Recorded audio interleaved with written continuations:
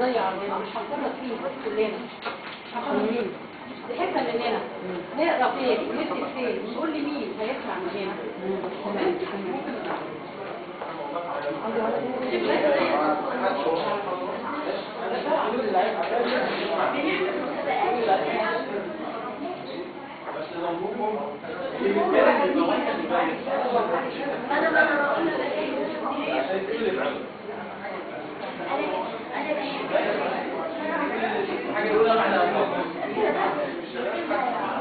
لا هو جميلة أي كلمة مش